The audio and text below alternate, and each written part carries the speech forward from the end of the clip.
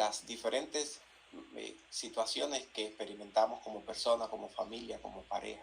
Doctor Lino Salcedo, muchas gracias por estar con nosotros hoy. Gracias por su disposición de servir a Dios y a la comunidad y hacerlo también a través de este programa Despierta con Esperanza. Nos recibimos con un abrazo. ¿Cómo usted está? Gracias, Pastor Efraín. Estamos bendecidos en este lunes. Saludo a Mariel, a Lenny y a todas las personas que están ahí. Decirle a mi gente que, mire, el día primero yo voy a estar allá. En el día. Confirmado. Voy a estar allá, así que si usted quiere darme un saludo, un abrazo, pues estaremos allá porque ese es un día hermoso, uno de los días, una de las fiestas más bonitas que yo he visto es esa, realmente. Así es. Qué placer, doctor, también tenerle con nosotros y saber que usted estará por allá, Pastor Efraín. Pues esta foto, Mariel, vamos a tomarla. Claro que sí. Y nos vamos a comer un mangucito juntos, ¿verdad? ¿Verdad que sí? Pues lleguen bien temprano, que solamente lo sirven en la mañana. Así es. Sí, a veces uno va preguntando y ya es tarde. Doctor, usted nos va a hablar de un tema muy lindo y cuando dijo radiografía, de una vez uno pensó en rayo X. Radiografía del dolor emocional. Es un título que suena bien interesante. ¿Dónde y cuál es el origen del dolor emocional de nosotros los seres humanos, doctor Salcedo? Bueno, como usted sabe, el ser humano, cuando Dios lo crea, no experimenta dolor. Está hecho para la felicidad porque Dios le provee de todo, le llena un mar de peces. El aire se lo llena de aves y las ramas y todas las cosas. Y la tierra la llena de frutos, de todo tipo de frutos. O sea, Dios le provee de todo al hombre y un ambiente sin contaminación. Todo es felicidad. Y aparte de eso, el hombre tiene acceso a la presencia misma de Dios. Pero ya ahí en ese mismo instante, inicio de la vida del hombre, entonces viene el problema. Y aquí entonces surge ya lo que es el origen de los trastornos, yo diría de las enfermedades, en todo el sentido del ser, tanto física como mentales y emocionales. Y entonces ese hombre que Dios se deleitaba en hablar con Dios, ahora de repente se esconde de Dios. Se esconde de Dios y entonces aquí donde este hombre experimenta el primer espectro de emociones, lo experimenta en esa circunstancia. Y experimenta miedo, él mismo lo dice, tuve miedo y me escondí. O sea, se escondió de aquel que le ama, de aquel que le proveyó todo, de aquel que lo hizo. Eso es terrible, señores. Oiga, a veces cuando veo a los hijos, que los hijos pues sencillamente no le quieren hablar a sus padres o no confían en ellos o no le confían a ellos las cosas que están sintiendo y se las confían a otros. Yo digo, qué terrible, porque aquel que te engendró, aquel que te dio la vida, aquel que tal vez pasó noches en velas por ti, ahora tú te escondes, incluso tú no quieres hablar con esa persona ahora. Es terrible lo que hace el pecado, la maldad, es terrible. Entonces el hombre siente temor, primero. Pero luego el hombre también siente culpa porque ahora, ¿quién es el culpable de esta desgracia, de esta fatalidad? Porque es una fatalidad. De hecho, el evangelio consiste básicamente en una palabra, si se quiere. El evangelio es una contrafatalidad.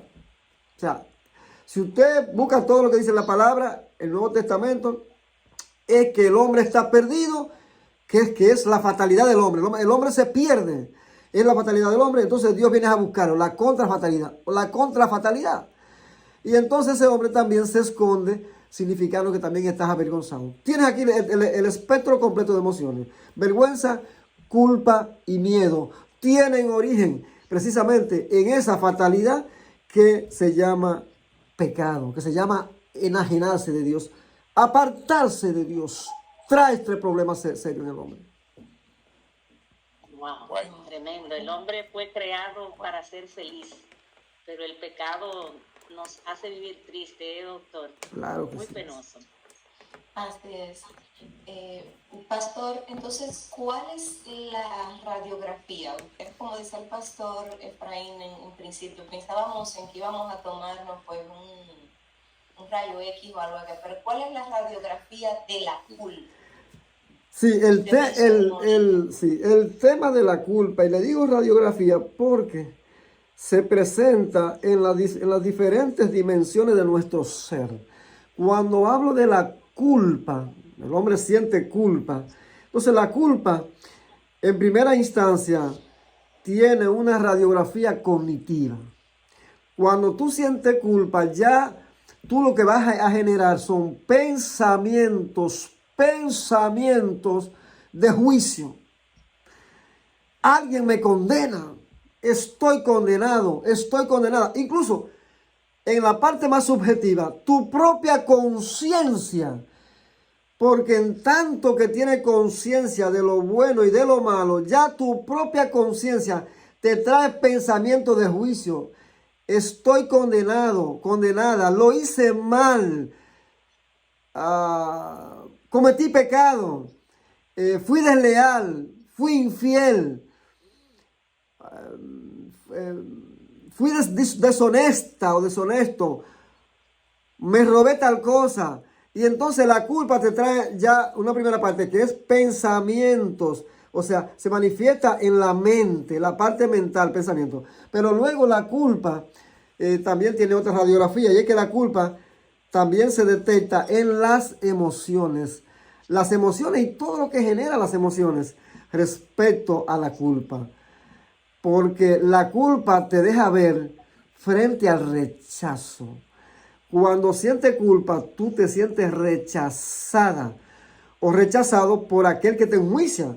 A veces incluso por ti mismo, por ti misma, por tu propia conciencia, te sientes rechazado porque sientes que perdiste dignidad por no hacer las cosas bien. Entonces te toca el plano emocional.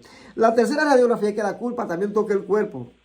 Cuando tú sientes culpa, hay algo que tú sientes en tu cuerpo. Incluso se relaciona la culpa hasta con enfermedades, como veremos más adelante, como son las artrosis, tema de los huesos, y hasta con cierto tipo de cánceres. O sea, la culpa también toca nuestro cuerpo. Y también la culpa toca nuestro comportamiento. ¿Cómo nos comportamos? La conducta de evitación, por ejemplo, comportamiento de evitación. O sea, tú no quieres estar frente a aquel que te enjuicia. Tú quisieras esconderte o estar en otro lugar frente a aquella persona que te enjuicia. Entonces te das cuenta que la culpa tiene esas dimensiones y tú la puedes detectar en esas dimensiones. Por eso hablo de radiografía. Bueno, según la radiografía que el doctor Salcedo nos acaba de dar, sobre la culpa, según usted dijo, doctor, número 1, la culpa se activa primeramente en la mente. Luego nos hace tener un sentimiento de rechazo. En tercer lugar, la culpa, en pocas palabras, nos hace que somaticemos. Y también toca nuestro comportamiento, la culpa. Pero ahora, doctor, esta es la radiografía de la culpa. ¿Será que también todo este tema del que hemos estado hablando, dígame usted, porque yo sé que el miedo está presente en ese momento, ¿cómo se manifiesta el miedo? Sí, que también el miedo también tiene una radiografía también. Y el miedo realmente, mire, el miedo es algo terrible. Yo creo que la Biblia habla tanto del miedo, de no temas, no temas. Dios te dice, no temas. Y pareciera como que Dios está empeñado en darnos la seguridad de que no temas, porque desde la dimensión de Dios que sabe más que nosotros, Él sabe lo dañino que es el miedo. Miren, las guerras del mundo, ¿por qué ustedes creen que ocurren? Es por miedo. ¿Ustedes saben por qué un hombre mata a una mujer celoso? ¿Qué creen ustedes que es lo que sienten? En el fondo, ¿qué es lo que hay? ¿Qué es lo que hay? Es miedo lo que hay, es miedo. Es miedo a que me quiten esto que me es pertenencia. Entonces, el miedo está en la causa. Aparte de esto, el miedo se manifiesta como angustia. ¿Tú has visto cuando una persona tiene un ataque de ansiedad? Un panic attack. un ataque de pánico. Que la persona, yo he tenido pacientes que, bueno, eso es una cosa terrible, terrible. El paciente siente que se va a morir y cree que se va a morir. O a veces cree que alguien lo está persiguiendo también, porque a veces se manifiesta con paranoia. Entonces, incluso al paciente le dan síntomas físicos, a veces de escalofrío, de sudor, sudoración, hasta de desmayo, le da taquicardia, se le acelera el corazón. Y a veces, incluso es un tema, a veces subjetivo el asunto. Trabajo mucho con este tema de ansiedad. A veces es un tema subjetivo que solamente es la representación interna que tiene la persona de este miedo, una representación fantasmagórica, pero lo siente y lo siente real, Entonces, el miedo se somatiza, el miedo también trae pensamientos. Yo tengo pacientes que incluso tienen miedo a volverse locos. Ayer me decía una paciente de Suiza, me decía, tengo miedo a volverme loca, ese es mi miedo que yo no quiero volverme loca. Oiga, la gente quiere se volver loca.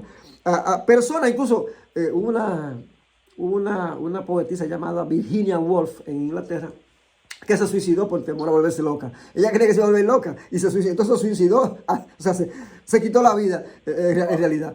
O sea, lo que el miedo puede hacer en un ser humano, señores, es terrible. Y contra esas cosas, pues, luchamos. Y yo creo que también Dios nos da en su palabra incluso antídotos para vencer la culpa y para vencer el miedo. Para vencer la culpa, Dios nos da a nosotros la gracia. Nos promete que Él está con nosotros en todas las circunstancias, hasta la muerte misma, Él está con nosotros. Y para el miedo, ya usted sabe todo lo que el Señor dice. Dice, mira, yo no te he dado espíritu de cobardía, sino espíritu de poder de Dios, para que sintamos el gozo de la salvación. Amén, qué bonito. Al final, doctor. Bueno, mientras usted va hablando, doctor Salcedo, aquí hay personas que van reaccionando y dicen que sí, que han visto personas con ataque de pánico. Y de verdad, yo también lo he visto y de verdad que es muy triste. Por ejemplo, aquí una persona comenta y dice, yo he visto niños de inmigrantes con ataque de pánico y eso es terrible. Y sabemos que todo esto es producto de los traumas que han vivido. Así es. Doctor, y hablando de esta radiografía, en realidad usted nos está presentando una radiografía de cómo el dolor, las emociones de miedo y también de vergüenza se manifiestan. Hablando de este tema, ¿cómo influye la vergüenza, por ejemplo, en comportamiento como el narcisismo, como la psicopatía? ¿Qué efecto tiene la vergüenza en estos comportamientos? Señores, la vergüenza, oiga lo que le voy a decir, la vergüenza tal vez sea la emoción más terrible que nosotros podemos experimentar. Porque la vergüenza consiste literalmente en esconderse incluso de uno mismo. La vergüenza hace que tú te conviertas en un payaso para ti mismo, para ti misma, en tú abrigar la idea de que tú tienes que aparentar algo distinto a lo que tú eres, porque tú no aceptas lo que tú eres. La vergüenza también, de hecho, porque la vergüenza también es un miedo en este caso. Pero la vergüenza actúa en función de aquello que te quita, que te arranca el sentido de dignidad. O sea, yo no soy digno. El sentido de merecimiento. Entonces, la vergüenza está presente en problemas como el narcisismo, la psicopatía. Cuando ustedes ven en la historia un gran déspota de la historia, como Hitler, qué sé yo, Mussolini, Stalin, qué sé yo, Trujillo. De hecho, me he dedicado a estudiar las historias de ellos. Y en el fondo, lo que hay en el fondo es que ellos se sintieron basura alguna vez. Se sintieron que eran unas basuras, que no tenían dignidad, que no tenían valor como ser humano, que eran rechazados, que eran apocados, ninguneados. en el contexto en que se criaron, sea la familia, lo que sea. Entonces, ¿qué pasa? Que al alcanzar una cuota de poder, entonces, ¿qué hacen ellos? Sobredimensionan ese poder y entonces aplastan a todo el mundo, tratan de controlarlo todo, porque a raíz de lo poca cosa que son, porque tienen vergüenza crónica, dentro de ellos saben la basura que se sintieron. Entonces, ahora tienen que presentarse como dioses. Esa especie de fetichismo, de sentirse como dioses, y por eso tienen que controlarlo todo, al punto de que algunos de ellos, por ejemplo, pues se atribuían poderes como el poder de Dios. O sea, entonces la vergüenza crea ese tipo. Pero además la vergüenza también está relacionada con todo lo que son trastornos psicosociales, como son el alcoholismo, las drogas. Donde hay droga, hay vergüenza crónica.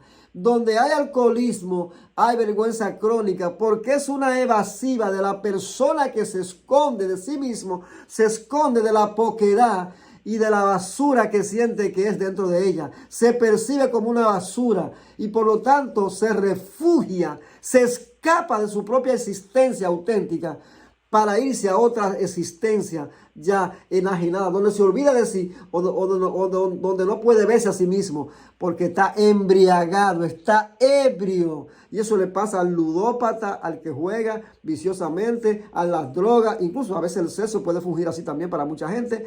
En cualquier tipo de adicción tiene que ver con vergüenza crónica. No sé si le entiendo lo que estoy diciendo. Perfectamente, doctor. Doctor, ¿usted cree entonces que la vergüenza va un poquito ahí de la mano con el complejo? Sí, claro, complejo de inferioridad. Sí. Ahora, la vergüenza como tal, según las teorías psicológicas, se instala a partir de los 2 años, cuando un niño puede hacer cosas por sí mismo y los padres no se lo permiten. Entonces el niño desarrolla vergüenza porque él siente que él es incompetente para hacer las cosas, puesto que ya alguien le acostumbró a hacerlas. Y el niño se torna entonces en una persona de háganme, en una persona parasitante, garrapata, parasitante, en una persona parasitante, porque ya se siente incompetente de no hacer las cosas, porque no le dieron la oportunidad de enfrentar, facing the challenges, o sea, enfrentar los desafíos de la vida. Y ahí surge. Ahora, el complejo de inferioridad se instala entonces después de los 7 años, de los 7 a los 11 años, cuando el niño comienza a verse como un adulto pequeño. Por eso los niños juegan pelota, las niñas juegan a la muñeca, todas estas cosas, en esa etapa. Y los niños, si los niños ven que el sistema de ellos se quiebra, el matrimonio de los padres, vienen temas de pobreza, que pasen hambre, falta de afecto, abandono, entonces ahí llega el complejo de inferioridad, porque ellos ahora tienen muchos razonamientos ya, y al verse frente a los amiguitos, dicen, ven acá, yo no puedo tener unos tenis como tiene mi amiguita.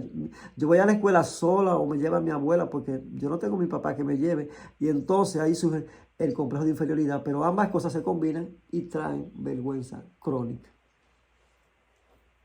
Muy bien, doctor. Muy bien. Estamos aprendiendo, señores, es una clase hoy que estamos recibiendo acerca de algunas emociones dañinas como son la vergüenza, también el temor. Y doctor, cuando uno ve todos estos cuadros, uno piensa en uno y también en gente que uno conoce alrededor de nosotros. Estamos llenos. Y estos comportamientos, en realidad uno lo vive. Cada vez que usted mencionaba algo así, yo me acordaba de esto, de lo otro. Y todas estas emociones acaban con nosotros si no las sabemos dominar. Y lo bueno es que nosotros tenemos una herramienta poderosísima. Como usted decía, en la Biblia tenemos consejos maravillosos. Dios siempre detrás de nosotros para ayudarnos a combatir estas emociones que nos destruyen. Si no las sabemos controlar, nos destruyen fácilmente. Así es. Así es porque tienen las emociones efectos fisiológicos también. Yo quiero decirle a ustedes que las emociones son tan importantes. Trabajamos tanto con esto. y la medicina hoy se ha ocupado mucho más de estas cosas porque ha entendido el asunto. Y es que las emociones están asociadas a los problemas de salud física también. Cuando usted ve, por ejemplo, los temas de la cardiopatía, todo lo que tiene que ver con cardiopatía, además de los temas como la alimentación desbalanceada, de lo cual la gente abusa hoy, por ejemplo, un consumo excesivo de calorías, la vida sedentaria y falta de ejercicios. Quiero decirle que también el tema, por ejemplo, del miedo, el sobresalto y la angustia frente a una vida de estrés, déjeme decirle que entonces esto trae muchos problemas de tiroides, incluso diabetes y cardiopatía, o sea, todo lo que hay hipertensión arterial y todo con todas sus consecuencias. Las emociones tienen un efecto, una correlación directa sobre esas cosas. En el caso del miedo, por ejemplo, el miedo, la angustia y esas cosas. Y en cuanto a la culpa es una emoción tan fuerte que, por eso dice el salmista, creo que es Salmo 32, que dice, mientras callé, se envejecieron, ¿qué? Mis huesos. Y el corazón alegre constituye ¿qué? Un buen remedio. Y el espíritu triste, ¿qué hace? Seca los Mire, aunque la ciencia no estaba desarrollada, mire, hoy se ha demostrado que enfermedades como las artrosis están asociadas a sentimientos fuertes de culpabilidad.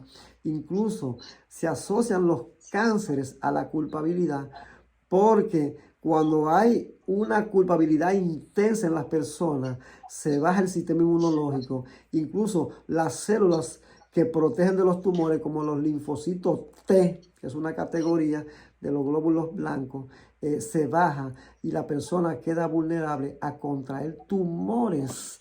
Y fíjate, por eso cuando yo siempre digo a la gente, la variable más importante para la longevidad, además de la alimentación y esas cosas y todo lo que hagamos, es tener un espíritu calmo, tener la paz, tener tranquilidad, vivir una vida tranquila, vivir una vida a la voluntad del Padre cada día y estar tranquilo. Como dice el Señor, ¿qué le dijo Dios a Israel? Éxodo 14, está tranquilo, Jehová peleará. Jehová peleará ¿por quién? Por vosotros. Oiga, está tranquilo. ¿Qué dice Salmo 40? Pacientemente esperé a quién. Oiga, es tranquilidad. Esa es la medicina, señores. La medicina está en la palabra de Dios. La medicina está en la palabra de Dios, señores. De verdad que sí. Tremendo. Bueno, Pastor Efraín y Arlenis, hoy ha sido un tema de radiografía excelentemente bien. Aprendimos mucho con el doctor. Hoy hablamos de la culpa, hablamos del miedo. ¿De qué más estuvimos hablando, Pastor? La vergüenza. La vergüenza. De la vergüenza. Así es. De verdad que sí, doctor, cada vez que usted viene es una terapia, lo que realmente aquí recibimos. Muchísimas gracias. Pastor Efraín, usted despide al doctor. Sí, gracias, doctor Pastor Salcedo, que Dios siga llenándolo de sabiduría para que pueda seguir aconsejándonos. Y este programa es suyo y las puertas siempre están abiertas. Amén, Saludos amén. a los suyos y nos vemos Dios mediante, bueno, la próxima semana y después de eso en el Día de la Hermandad. Así que gracias, doctor Nino, por Ya estaremos. Bendiciones para toda mi gente. Bendiciones. Bendiciones. Amén.